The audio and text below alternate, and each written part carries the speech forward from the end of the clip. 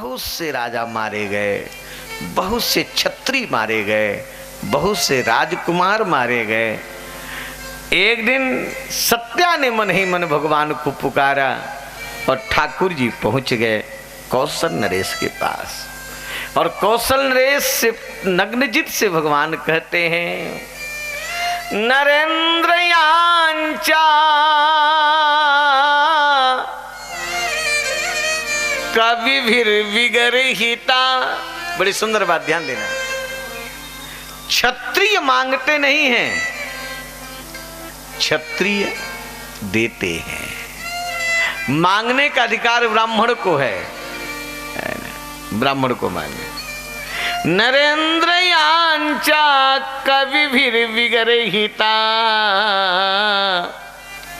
नरेंद्र यांचा। क्षत्रियों को मांगना निषेध है, लेकिन आज हे कौशल नरेश, हे नग्नजित, मैं आपसे सौहार्द की याचना कर रहा हूं। आज भगवान सीधे कहे कि कौशल नरेश, मैं तुम्हारी बिटिया से विवाह करना चाहता हूं।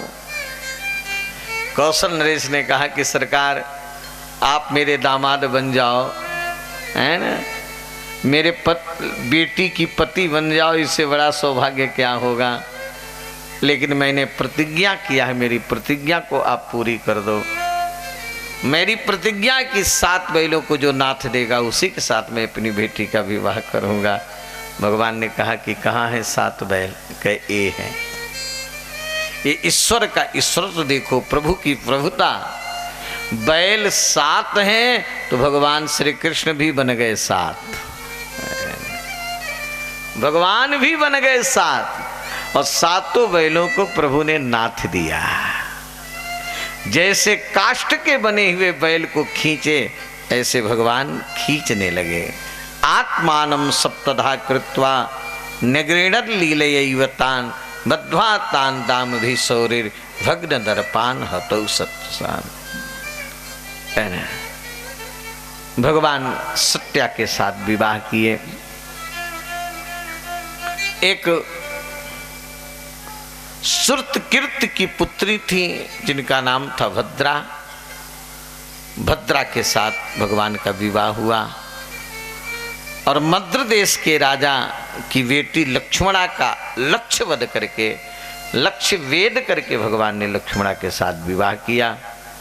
इस प्रकार भगवान श्री कृष्ण के 8 विवाह हुए। 16,100 इकट्ठी एक जगह मिलती है। कहाँ? एक पृथ्वी का पुत्र हुआ भौमासुर, बड़ा दुरांत था, बड़ा वीर था, इसको वरदान मिला हुआ था,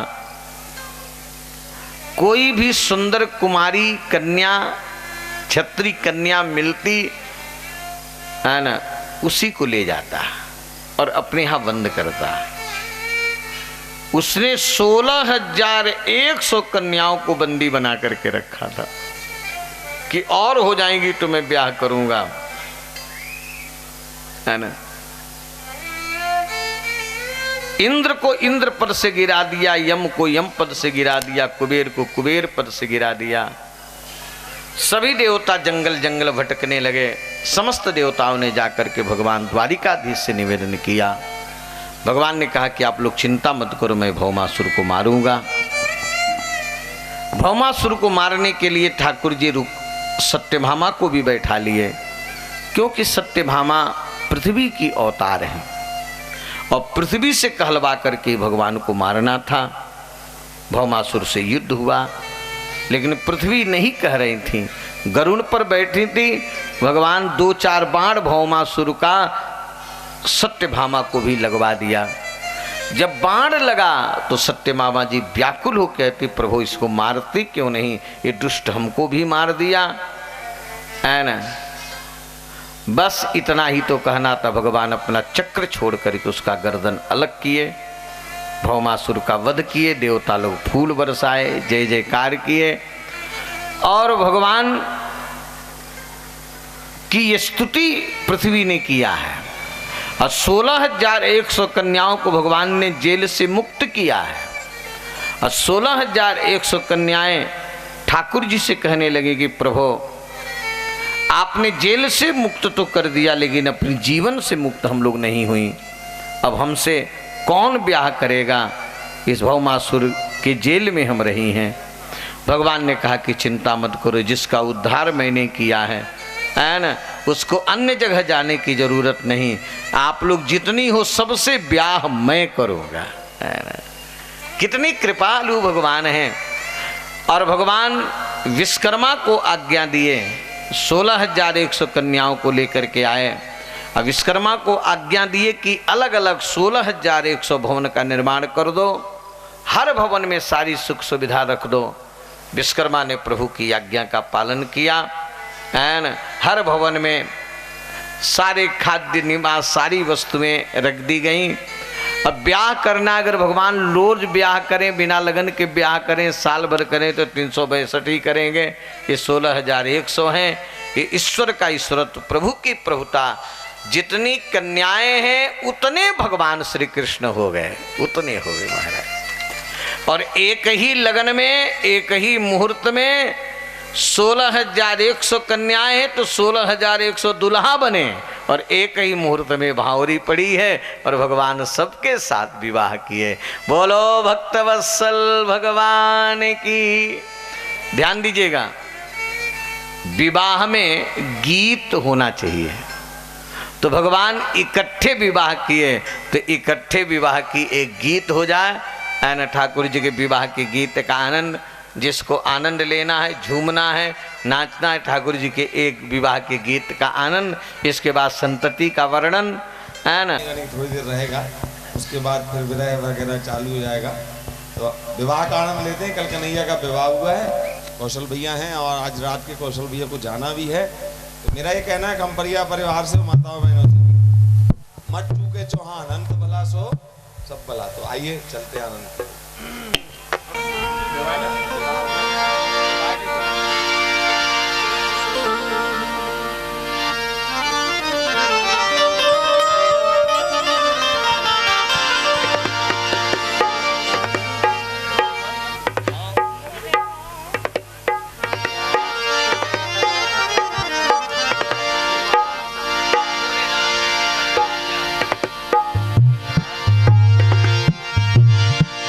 के बिहारी लाल की जय हो।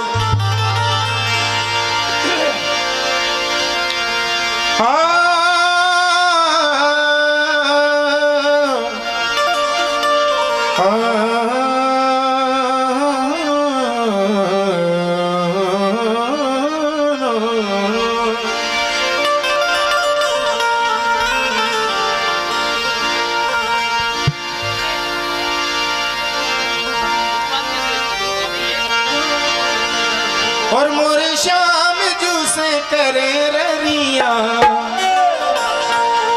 हो मोरे श्याम जू से करे ररिया, कुंदनपुर की सखिया।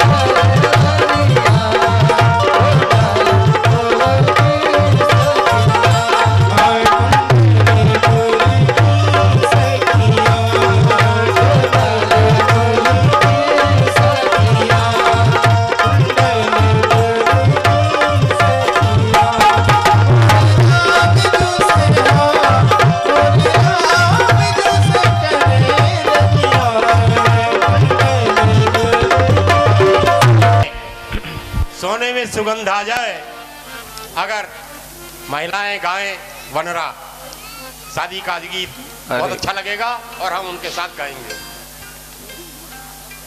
अभी गाएंगे सब लोग मिलकर, है ना। बोलिए भक्तवत्सल भगवान की जय हो, श्री दुल्हा सरकार की जय हो, बनरा की जय हो, बनरी की जय हो, 900 बबुआ की जय हो, 900 बबुई की जय हो। ठाकुर जी सर्व समर्थ हैं। ध्यान, ए भाई बच्चे जो हल्ला कर रहे हैं, भगवान सर्व समर्थ हैं। 16,108 रानियां हैं भैया। एक विवाह हो जाए तो लोगों को संभालने में कठिनाई पड़ती है, और भगवान के 16,108 विवाह सबको प्रसन्न सरकार रखते हैं। जितनी रानियां हैं और जितने भवन हैं उतने भगवान श्री कृष्ण हैं। नहीं, झगड़ा नहीं होता है कि आप हमारे यहाँ भोजन नहीं किए, हमारे यहाँ नहीं आए, सबके यहाँ भगवान है। एक बार नारद जी को आश्चर्य जरूर लगा। एक दिन नारद जी के मन में आया कि मैं देखूं कि इतने विवाह के बाद भगवान सबको कैसे प्रसन्न रख रहे हैं।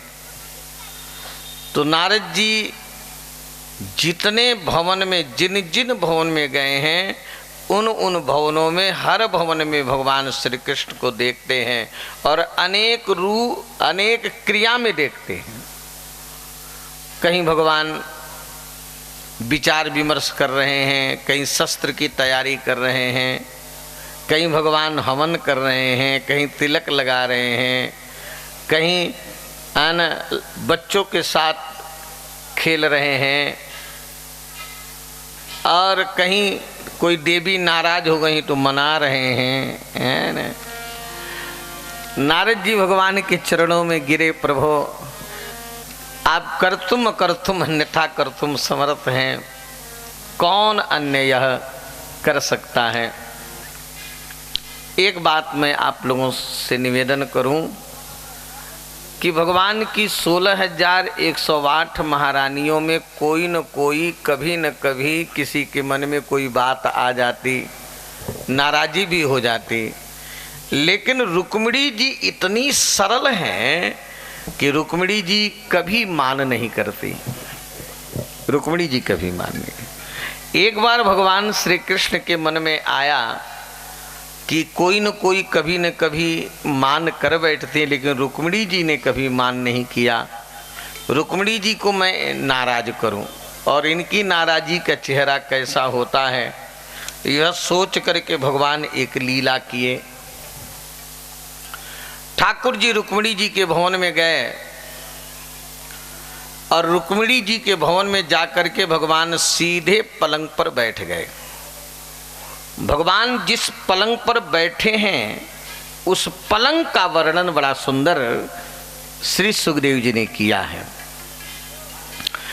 पयः फेन निभे शुभ्रे पर्यंके कशिपुत्तमे उपतस्थे सुखासीनम जगतामीश्वरम पतिम।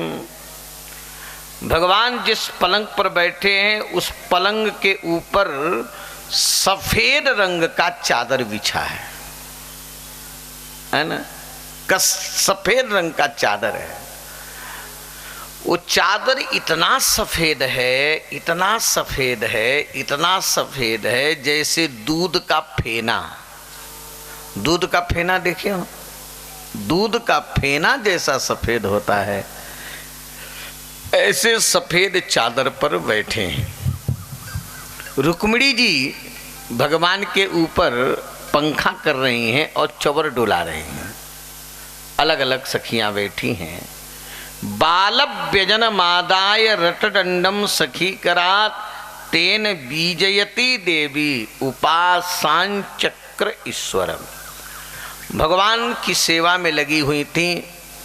भगवान इनको नाराज करने के लिए वहीं पर कहते, रुक्मिणी जी। रुक्मिणी जी कहा, हाँ सरकार आज्ञा हो। रुक्मिणी जी मैं एक आपसे बात पूछना चाहता हूँ। रुक्मिणी जी ने कहा कि आज्ञा हो, पूछें आप। भगवान श्याम सुंदर ने कहा कि रुक्मिणी जी आप हमसे ब्याह क्यों की? अब बताइए, इतने दिनों के बाद कोई भी किसी से आप पूछो तो नाराजी तो होगी, है ना। अब रुक्मिणी जी से भगवान पूछते हैं कि आप हमसे ब्याह क्यों की। रुक्मिणी जी के तो होश उड़ गए कि ऐसा प्रश्न तो आज ये पहली बार कर रहे हैं, ऐसा प्रश्न तो इन्होंने कभी किया नहीं। भगवान ने कहा कि रुक्मिणी जी आप हमसे ब्याह करके ठगी गई।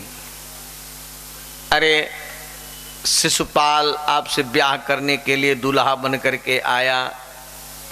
आपके भाई ने शिशुपाल के साथ ही आपके विवाह का निर्णय किया था और आपने वहाँ से प्रेम पत्र भेजा और मैं गया और सबका दमन करके मैंने आपसे ब्याह किया, लेकिन आप ठगी गई।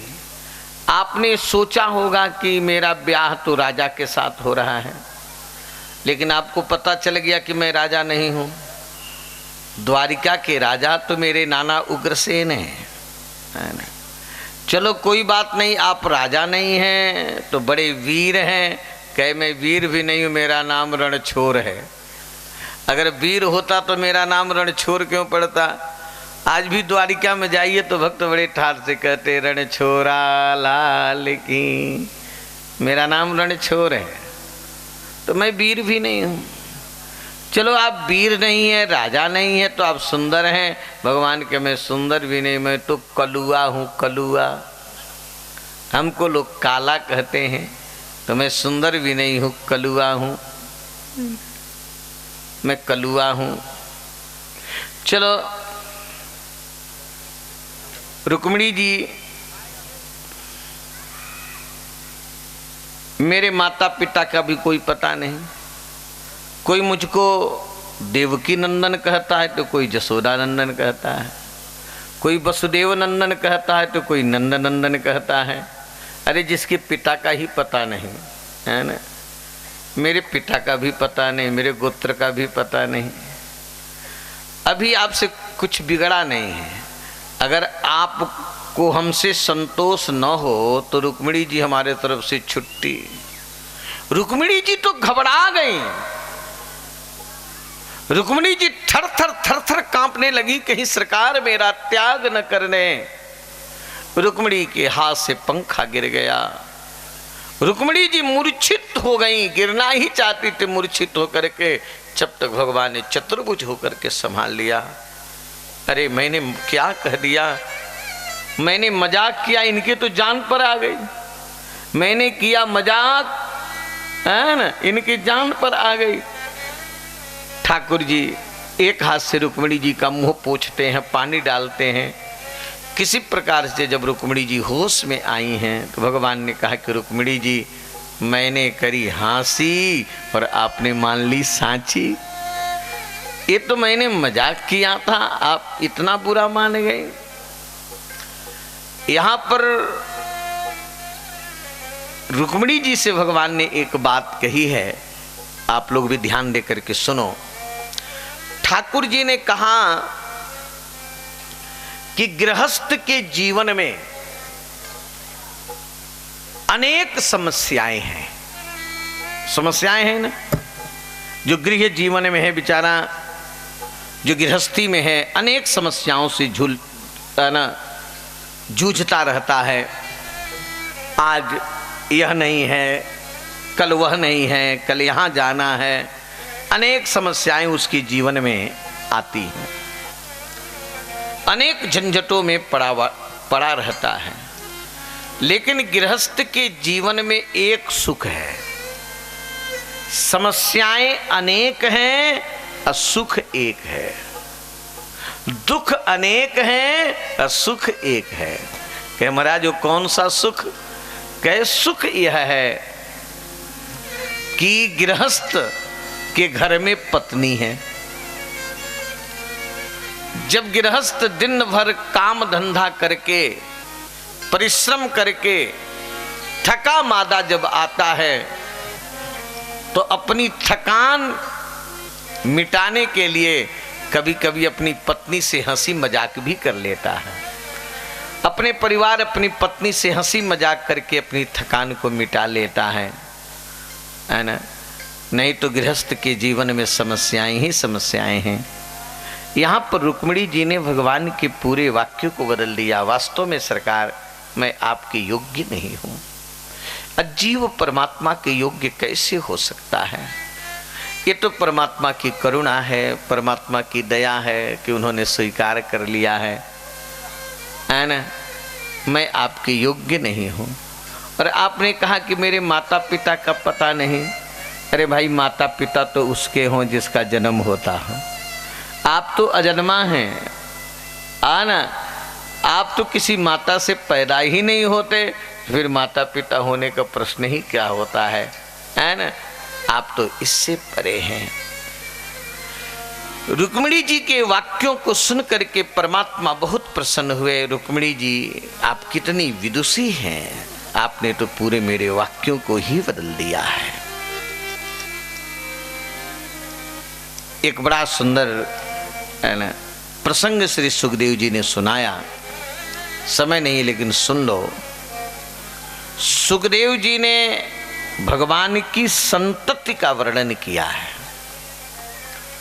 भगवान के 16,108 देवियां और हर देवी से 10 बेटा और 1 बेटी। गिनती आप लगा लेना। हर पत्नी से एकदम बराबर बराबर 10 बेटा 1 बेटी, 10 बेटा 1 बेटी। कुछ लोगों का तो नाम भी दिया गया है। चारुदेशन सुदेशन चारुदेह, ब्रिजवान सुचारु, चारुगुप्त भद्र चारु, चारुचंद्र विचारु चारु और प्रदुम्न आदि 10 पुत्र रुक्मिणी जी के, 10 पुत्र सत्यभामा के, 10 पुत्र जाम, ऐसे सबके 10-10 पुत्र हुए। बड़ा विशाल भगवान का परिवार हुआ। भगवान अपने परिवार के लोगों को सुख देते है ना, सबको आनंदित करते। शायद आप लोग को स्मरण हो, जब मैं प्रहलाद की कथा सुना रहा था तो भक्तराज प्रहलाद के एक पुत्र हुए जिनका नाम हुआ विरोचन। बड़े अच्छे थे विरोचन जी। अब विरोचन के पुत्र का नाम हुआ, प्रहलाद के पुत्र विरोचन और विरोचन के पुत्र हुए बलि और बलि का बेटा हुआ बाणासुर। ये बाणासुर सोनितपुर का राजा था। सोनितपुर का राजा ये बाणासुर था। बाणासुर के पास में 1000 भुजाएं थीं। एक बार औधरदानी भगवान भोले बाबा तांडव नृत्य कर रहे थे तो बाणासुर ने 500 मृदंग बजाया था। इसके मृदंग वादन से भगवान शिव जी प्रसन्न होकर के इससे कहे कि तुम मुझसे वरदान मांग लो। तो बाणासुर ने वरदान मांगा कि प्रभु, मैं आपसे यही वरदान मांग रहा हूं कि मेरे पिता की नगर की रक्षा भगवान वामन करते हैं, तो मैं चाहता हूं कि मेरे नगर के द्वारपाल आप बन जाओ, मेरे नगर की रक्षा आप करो। शंकर जी ने कहा कि बाणासुर, अंतर है। भगवान वामन अपने मन से राजा बलि के द्वारपाल बने और तू अपने वरदान के बल पर बना रहा है। कोई बात नहीं, मैं बन जाऊंगा। बाणासुर ने कहा कि एक वरदान और दे दीजिए। कह मांगो। कहा कि आज तक मुझसे लड़ने वाला नहीं मिला और मेरी भुजा में मछली खुजलाहट, तो आइए 2 हाथ आपे से हो जाए। भगवान शंकर ने कहा कि अरे दुष्ट, मेरी उपासना करके मुझसे ही लड़ना चाहता है तो ध्यान दो बाणासुर, जिस दिन तुम्हारे रथ की ध्वजा कट करके गिर जाएगी उस दिन तेरे भुजा के खुजलाहट को मिटाने वाला भी मिल जाएगा, ऐसा भगवान शिव ने कहा। इसी बाणासुर की एक बेटी थी जिसका नाम था उषा। उषा बड़ी सुंदरी थी। एक दिन उषा रात्रि में सोई थी। रात्रि में सवेरे ब्रह्म बेला का स्वप्न वो सत्य होता है। सवेरे उसने स्वप्न में अनिरुद्ध को देखा। ये अनिरुद्ध भगवान श्री कृष्ण के पुत्र प्रद्युम्न और प्रद्युम्न के पुत्र हैं अनिरुद्ध। अनिरुद्ध इतने सुंदर थे कि स्वप्न में देखा, बाणासुर की पत्नी ने, बाणासुर की पुत्री ने देखा और बाणासुर की पुत्री देख करके इनमें उसका मन लग गया, उषा का। अब कहीं किसी का मन लग जाए तो उसकी क्या दशा होती। अब तो उषा को न भोजन अच्छा लगे न जल अच्छा लगे, बस उसको नींद न आवे, बैठे तो उन्हीं की याद कर करके रोया करे। बाणासुर की एक सखी थी, बाणासुर की मंत्री की बेटी, उसका नाम था चित्रलेखा। चित्रलेखा ने बाणासुर की पुत्री उषा से कहा कि उषा, मुझको लगता है कि किसी पुरुष ने तुम्हारे चित्त को चुरा लिया। उसने कहा कि ठीक कर रही हो सखी, वो है कौन, मैं उसको ला करके तुमको दूंगी। उषा ने कहा कि सखी यही तो विडंबना है कि मुझको पता नहीं कि वो कौन है, मैंने स्वप्न में देखा है। चित्रलेखा ने कहा कि सखी घबराओ नहीं, इस संसार में जितने पुरुष हैं सबका फोटो मैं तुम्हारे सामने खींच करके लाऊंगी। चित्रलेखा फोटो खींच करके लाने लगी। उषा मना करने लगी। जब भगवान श्री कृष्ण का फोटो खींची तो घूंघट डाल ली। प्रद्युम्न जी का फोटो खींची तो और घूंघट डाल ली। अनिरुद्ध का जो फोटो खींची गई, ये है, इसने मेरे चित्त को चुराया है। चित्रलेखा माया से गई और द्वारिका में अनिरुद्ध सो रहे थे, पलंग सहिते उठा लाई, सोते सोते। अब पलंग सहित उठा करके ला करके उषा को दे दी। उषा अपने प्राण धन प्राण प्रियतम को पा करके बड़ी प्रसन्न हुई और उषा और अनिरुद्ध वहीं रहने लगे। इधर बाणासुर को पता चला कि मेरी बेटी के पास में तो कोई पुरुष छिप करके रहता है और उसने अपनी बेटी के भवन पर आक्रमण किया। अनिरुद्ध उससे लड़ते रहे लेकिन कहां तक लड़े। अंत में बाणासुर ने अनिरुद्ध को पकड़ करके खंभे से बांध दिया।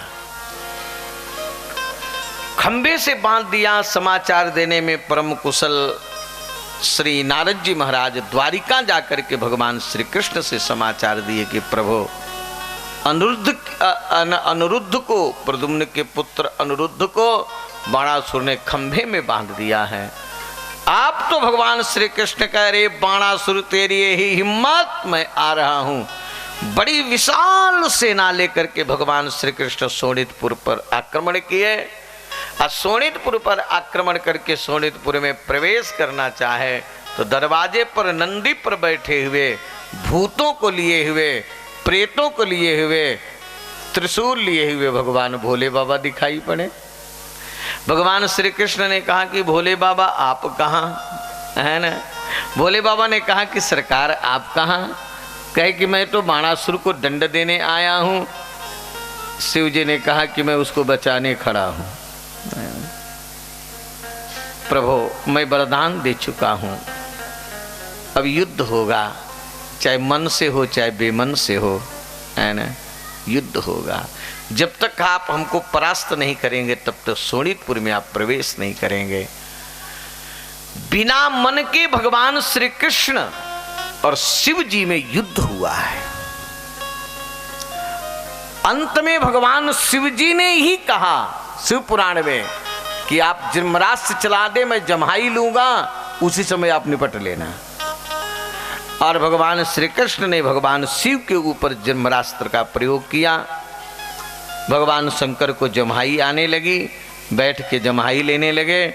उतने में भगवान श्री कृष्ण ने बाणासुर से युद्ध किया है। सारी सेना को उन्होंने समाप्त किया। जब बाणासुर को मारने लगे, बाणासुर के शरीर में तिल रखने की जगह नहीं, उसका रथ टूट गया।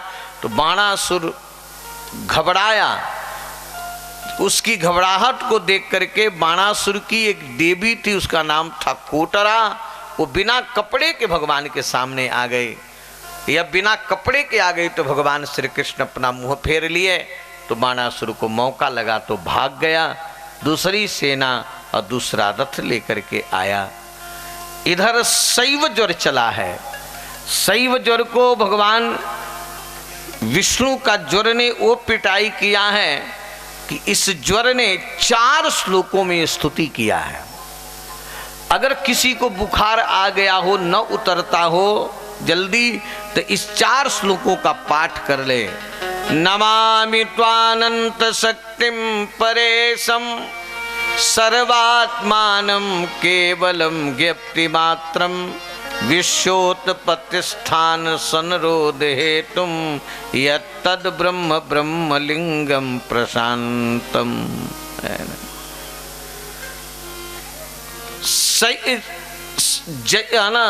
वह ज्वरकृत स्तुति सुन करके भगवान प्रसन्न हुए और भगवान ने ज्वर को वरदान दिया कि ये स्तुति कोई करेगा उसको ज्वर नहीं आएगा। इसके बाद बाणासुर की भुजा को भगवान काटने लगे, जैसे वृक्षों की डाली को काटा जाए। जब 4 भुजा बची रही तो भगवान शिव ने भगवान कृष्ण की स्तुति किया है कि प्रभु मैं इसको वरदान दे चुका हूँ।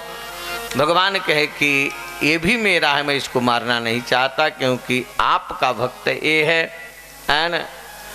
इसके बाद बाणासुर ने भगवान की स्तुति करी और अपनी बेटी उषा का विवाह अनिरुद्ध के साथ कर दिया।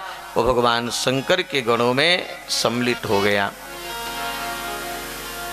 इस कथा की बड़ी महिमा है। श्री सुखदेव जी ने कहा कि भगवान शिव और भगवान कृष्ण का जो युद्ध है, इसको कोई प्रातः काल उठ करके यदि सुनता है, ज एवं कृष्ण विजयम शंकरेण च संयुगम संस्मरेत प्रातरुत्थाय न तस्य स्यात् पराजयः। प्रातः काल उठ करके जब इसका न कोई पाठ करता है तो उसको विजय की प्राप्ति होती है, उसको विजय मिलता है, उसको विजय की प्राप्ति होती है। अनेक चरित्रों का वर्णन है। भगवान के श्री चरणों से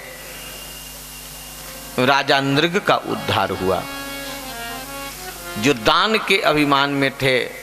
एक ब्राह्मण की भूलवश गाय उन्होंने दान कर दिया था, है न। दूसरा हठी ब्राह्मण नहीं माना, निर्णय नहीं कर पाए, है न,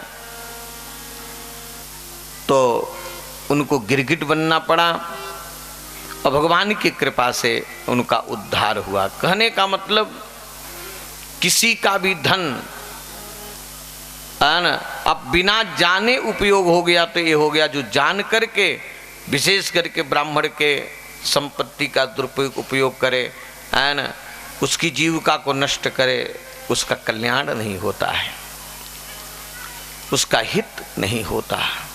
क्योंकि भगवान ने कहा है कि स्वदत्ताम प्रदत्ताम वा ब्राह्मवृत्ति हरेज खष्टवर सहस्राणी विष्टायाम जायते कृमि। श्री बलराम जी महाराज भगवान श्री कृष्ण के अनुमति से व्रज में आए हैं, बाबा से मिले, है ना, गोपिकाओं से मिले। प्रेमवश बलराम जी ब्रज में कुछ दिन तक रह गए। उसी समय काशी नरेश का एक मित्र हुआ पौंड्रक, वो बनावटी भगवान बन गया और भगवान के यहाँ संदेश दिया कि मैं वासुदेव हूँ, जगत का कल्याण करने के लिए आया हूँ। भगवान तो मुस्कराए, कहे कि मैं उसी के ऊपर अपना शस्त्र छोड़ूंगा। वो घबराया। अंत में ठाकुर जी ने चिंतन तो किया था, जैसे भी किया हो, और भगवान ने उसका उद्धार किया। और काशी नरेश को भी भगवान दंड देते हैं। कुसंग का बड़ा भयानक प्रभाव पड़ता है।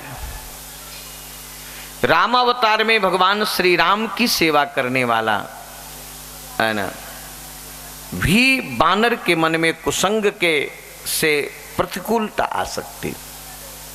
मैंद और द्विविद दो भाई थे। आप सभी जानते हैं जो राम जी की सेवा में रामावतार में थे, लेकिन द्विविद बड़ा चंचल प्रकृति का था, है ना। वही द्विविद भौमासुर से मित्रता कर लिया था और भगवान का द्रोही बन गया। इस द्विविद वानर के अंदर 10,000 हाथी का बल था और वह बलराम जी के हाथ से ये मारा गया। द्विविद बंदर एवं निहित निविदम जगदव्यति करावहम, सारे संसार के व्यतिक्रम पैदा करने वाला इस द्विविद वानर को और बलराम जी के हाथ से जब मारा गया, सभी लोगों ने बलराम जी की बड़ी सुंदर स्तुति किए हैं। संस्तूय मानो भगवान जने स्वपुरमाविशत। ध्यान दीजिएगा, दुर्योधन की एक बेटी थी जिसका नाम था लक्ष्मणा। लक्ष्मणा बड़ी सुंदरी थी, उसका स्वयंवर हो रहा था। संजोग से भगवान श्री कृष्ण के पुत्र सांब जी वहां पहुंचे और जबरदस्ती लक्ष्मणा का उन्होंने हरण किया। लक्ष्मणा को लेकर के चले तो दुर्योधन आदि ने मिलकर के आक्रमण करके सांब को खंभे से बांध दिया। जब नारद जी के द्वारा पता चला तो भगवान कहे कि रिश्तेदारी का कब तक निर्वाह होगा, मेरे पौत्र को खंभे से बांधा, मैं दुर्योधन को दंड दूंगा। बलराम जी ने कहा कि कृष्ण, दुर्योधन मेरा शिष्य है, मैं दुर्योधन को समझा दूंगा। बलराम जी समझाने के लिए आए। ध्यान देना, दुष्टों का श्रद्धा, दुष्टों की मित्रता बहुत देर तक ठहरती नहीं। दुर्योधन ने बलराम जी को ऐसे शब्दों का प्रयोग किया है कि बलराम जी कहे कि मैं तुमको दंड दे करके रहूंगा। यहां तक उसने कह दिया कि जूते की धूल क्या सिर पर चढ़ना चाहती। श्री बलराम जी हैं, शेषावतार हैं, परम सामर्थ्यशाली। उन्होंने कहा कि मैं पूरे हस्तिनापुर को मैं गंगा जी में डुबो करके रख दूंगा। गृहीत्वा हलमुतस्थे दहन्निव जगत्त्रयम् बिचकर्ष गंगाया प्रहरिष्यति अमरसितः आकृष्यमाणम् आलोक्य कौरव जात संभ्रमा। हल लगा करके जब बलराम जी खींचने लगे, कौरव लोग बहुत घबराए। तमेव शरणं जगमु सकुटुम्बा जिजीविषवः लक्ष्मणं च पुरस्कृत्य सांबं प्राञ्जलय प्रभो भय बिनु होई न प्रीति विनय न मानत जड़ दिजड़। पहले तो श्री बलराम जी ने समझाया, जब नहीं माने तब जब खींचने लगे तो जितने हस्तिनापुर निवासी और दुर्योधन आदि बलराम जी के चरणों में आ रहे हैं। राम रामाखिलाधार प्रभावम न विदामिते। हे बलराम जी, इस अखिल विश्व के आप आधार हैं, आपकी महिमा को हम अभागे नहीं जान सके। मूढ़ानाम, हम मूर्ख हैं, नह कुबुद्धि नाम, हम लोगों की बुद्धि बिगड़ गई। क्षन्तुमर्हस्य अतिक्रमम, जब दीन हो करके एक कौरव भगवान बलराम जी के शरण में आए हैं तो बलराम जी ने क्षमा कर दिया है और लक्ष्मणा को लेकर के आए। इधर एक बात ध्यान दीजिएगा, जरासंध मगध देश का राजा था और जरासंध ने बहुत से राजाओं को जीत करके जेल में बंद किया था। राजाओं ने एक पत्र लिखा है भगवान श्री कृष्ण के पास कि प्रभु आप सर्वसमर्थ के रहते हम लोग भौमासुर के जेल में कब तक रहेंगे। और इधर धर्मराज युधिष्ठिर इंद्रप्रस्थ में निवास कर रहे थे। दिल्ली, इस समय दिल्ली कहा जाए, वही पहले इंद्रप्रस्थ इसका पौराणिक नाम है। तो धर्मराज युधिष्ठिर राजसूय यज्ञ करना चाहे और राजसूय यज्ञ सुनिर्णय हो गया। राजसूय यज्ञ का निमंत्रण लेकर के नारद जी भगवान द्वारिकाधीश भगवान श्री कृष्ण के पास आए। भगवान के सामने एक समस्या आ गई कि पहले कहाँ चला जाए। जरासंध को मार करके राजाओं से जेल से मुक्त किया जाए कि युधिष्ठिर के यज्ञ को पूर्ण किया जाए। दो पक्ष हो गया। बलराम जी का कहना था भौमासुर को मार जरासंध को मार करके राजाओं को जेल से मुक्त किया जाए और उद्धव जी का कहना था पहले यज्ञ में चला जाए। अंत में उद्धव जी के विचार को स्वीकार किया गया।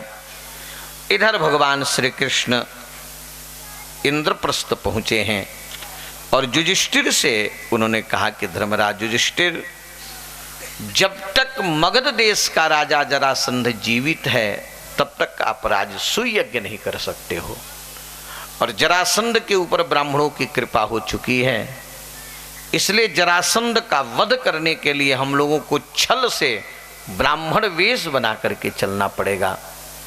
भगवान श्री कृष्ण की आज्ञा से अर्जुन भी ब्राह्मण बने, भीम भी ब्राह्मण बने और भगवान श्री कृष्ण भी ब्राह्मण बने और ब्राह्मण बन करके मगध देश गए। जरासंध ने इन तीन ब्राह्मणों का बड़ा दिव्य स्वागत किया है। उसने कहा कि हमारे यहाँ ब्राह्मण तो बहुत आए, लेकिन ऐसे तेजस्वी ब्राह्मण प्रथम बार आए। और जरासंध निवेदन करता है कि हे विप्रा व्रियताम कामो ददामि आत्मशिरोपि वह। मैं ब्राह्मणों को इतना मानता हूँ कि ब्राह्मण मेरा सिर भी मांगे तो मैं उनको दे सकता हूँ। भगवान श्री कृष्ण ने कहा कि हम ब्राह्मणों को धन नहीं चाहिए, हम ब्राह्मणों को युद्ध चाहिए, हम युद्ध मांगने आए हैं।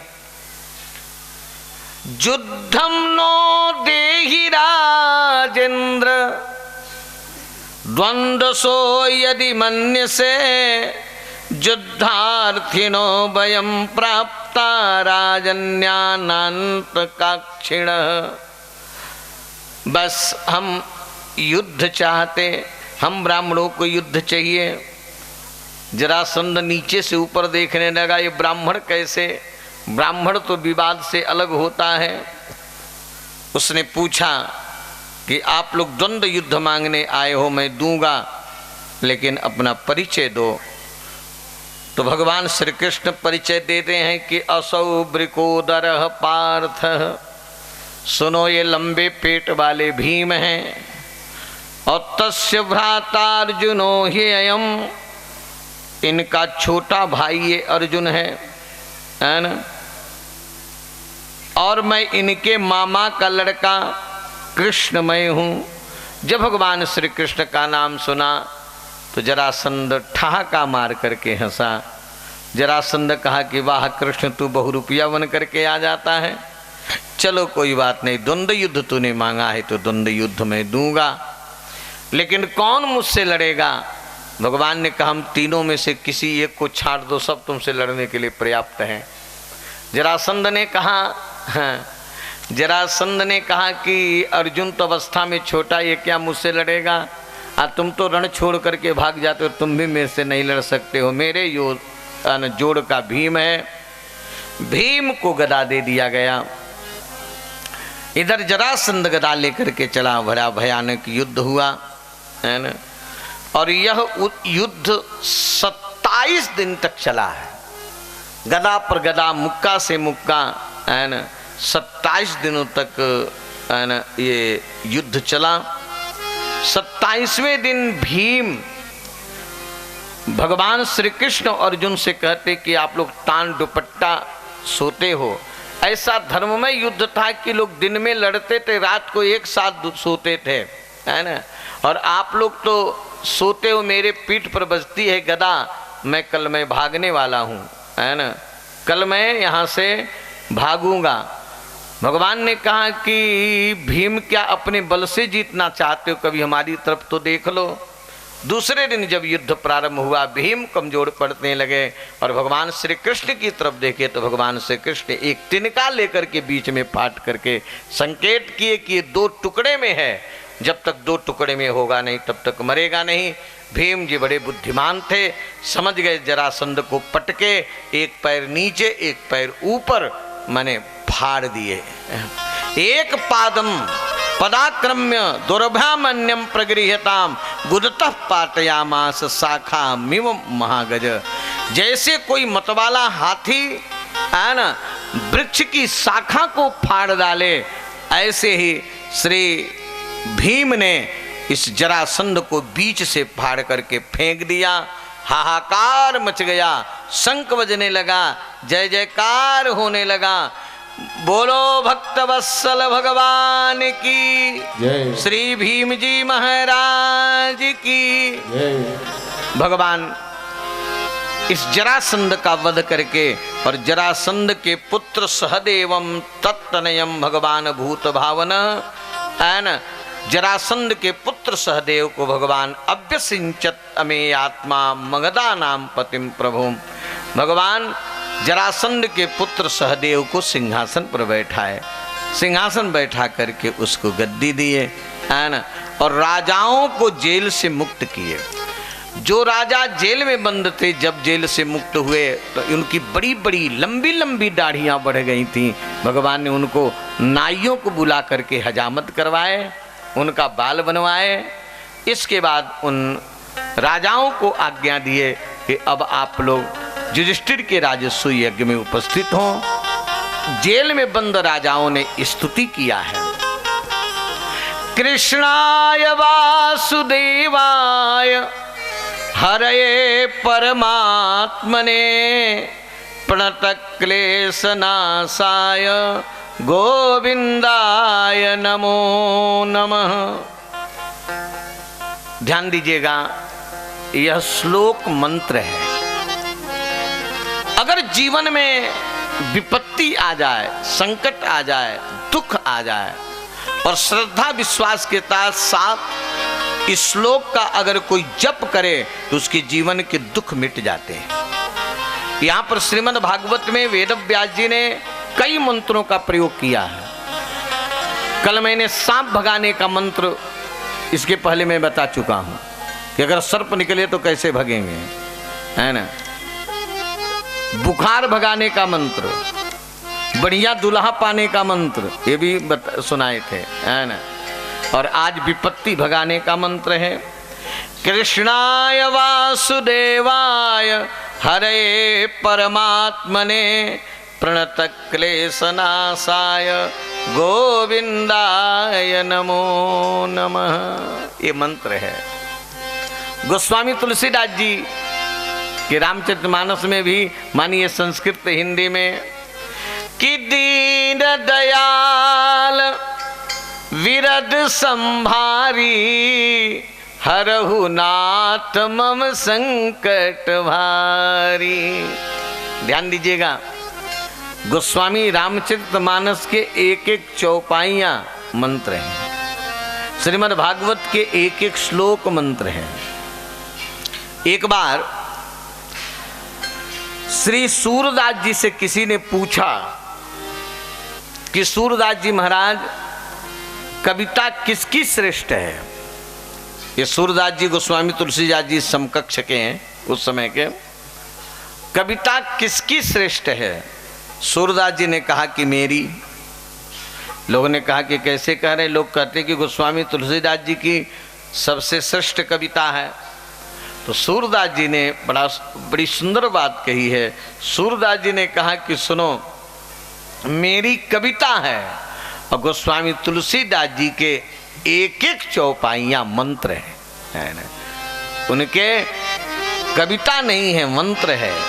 तो विश्वास पूर्वक महाराज इन महापुरुषों के श्लोकों और इनके लिखे हुए इन चौपाइयों को, दोहों को मंत्र मान करके मंत्र की निष्ठा से यदि कोई जाप करेगा तो उसको निश्चय ही फल की प्राप्ति होगी। तो यह राजाओं ने जो स्तुति किया है इसको सभी महापुरुषों ने विपत्ति भगाने का मंत्र के रूप में स्वीकार किया। धर्मराज युधिष्ठिर का राजसूय यज्ञ। एक बात ध्यान दें कि जब ये जीव सर्वथा परमात्मा को समर्पित हो जाता है,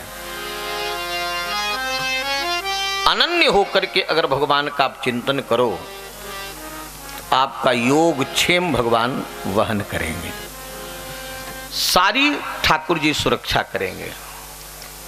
गीता में एक श्लोक आता है, शायद आप लोग को याद हो, स्मरण हो, नहीं तो मैं ध्यान दे करके सुनो। भगवान की श्रीमुख की वाणी है कि अनन्यास चिंतयन्तो माम जे जनाः पर्युपासते तेषां नित्याभियुक्तानां योगक्षेमं वहाम्यहम्। जो अनन्य हो करके, अनन्य का मतलब अन्य किसी की आशा न करे, केवल परमात्मा का ही भरोसा। बने तो रघुवर से बने कि बिगड़े भरपूर, तुलसी औरों से जो बने ता बनने में धूर। आशा एक राम जी की दूजी आशा छोड़ दे, और नाता एक राम जी से दूजा नाता तोड़ दे। अनन्य हो करके जिस दिन आप परमात्मा के हो जाओगे, अन्य यहाँ तो न जाने कितने की भरोसा लोग करते हैं, धन की भरोसा करते हैं, अपनी बुद्धि की भरोसा करते हैं, अपनी योग्यता का भरोसा करते हैं। लेकिन जिस दिन आप केवल परमात्मा का भरोसा कर लोगे, आपका सब भार भगवान अपने ऊपर ले लेंगे। हो तो जाए, कोई बन तो जाए। बोल रामचंद्र भगवान की जय। में बात है पप्पू भैया पुलिस वाले सामने आ जाए। गुरुवर तेरी दया से जमाने में बात है, गुरुवर तेरी दया से जमाने में बात है, और बंदे को नाज है कि तू बंदा नवाज है। तेरी रहमतों का दरिया, तेरी रहमतों का दरिया सरेआम चल रहा है।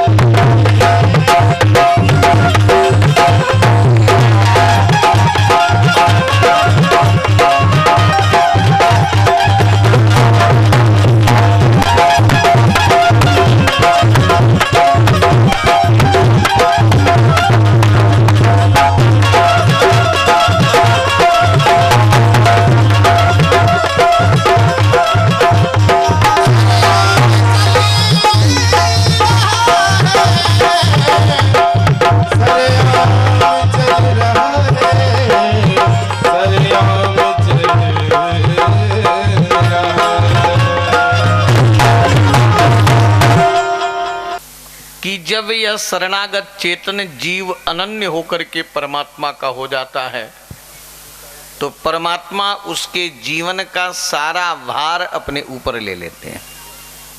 लेकिन शर्त यह है कि परमात्मा के अतिरिक्त अन्य किसी की आशा न रहे, भरोसा केवल भगवान का। पांडवों ने केवल भरोसा भगवान का किया है। युधिष्ठिर जी राजसूय यज्ञ करना चाहते हैं, ध्यान दीजिएगा। युधिष्ठिर जी के राजसूय का, ये राजसूय यज्ञ का पूरा भार भगवान अपने ऊपर ले रहे हैं। यज्ञ की व्यवस्था, यज्ञ केवल धन से, धन तो जरूरत है लेकिन यज्ञ में सहयोग की जरूरत है। जैसे खम्परिया परिवार में यह जो यज्ञ हो रहा है ज्ञान यज्ञ, यज्ञ में सहयोग की बहुत आवश्यकता है। और यज्ञ में कोई भी सेवा मिल जाए तो बड़ी श्रद्धा और उत्साह के साथ करना चाहिए। तो धर्मराज युधिष्ठिर के राजसूय यज्ञ में भगवान अलग अलग सबको सेवा दे रहे हैं। दुर्योधन को भगवान खजांची बनाए। अब आप लोग कहोगे महाराज दुर्योधन को खजांची क्यों बनाए, कोषाध्यक्ष? दुर्योधन को खजांची इसलिए बनाए कि दुर्योधन पांडवों से द्वेष करता है। वो कभी नहीं चाहेगा कि पांडवों का हित हो, हमेशा पांडवों का बिगाड़ने का ही प्रयास दुर्योधन किया है। इसलिए भगवान दुर्योधन को खजांची बनाए कि पांडवों का खजाना समाप्त हो जाए, इसलिए धन खूब खर्च करेगा कि इनके खजाने में कुछ बचे ना। जिस यज्ञ में धन जितना खर्च होता है उस यज्ञ की व्यवस्था उतनी ही बढ़िया होती है। तो इसलिए भगवान उसको खजांची बनाए कि खूब धन खर्च करेगा।